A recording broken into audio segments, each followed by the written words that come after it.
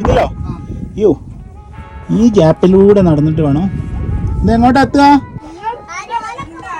കൂടുതൽ കുമ്പുണ്ടെങ്കിലേ ഈ വഴിക്ക് ആരും വരണ്ട കേട്ടോ, വളരെ കഷ്ടപ്പാടാണ്.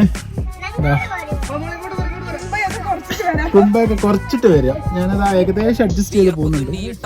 കഷ്ടപ്പാടാണ്. ഇത് ടൈറ്റായി പോയി.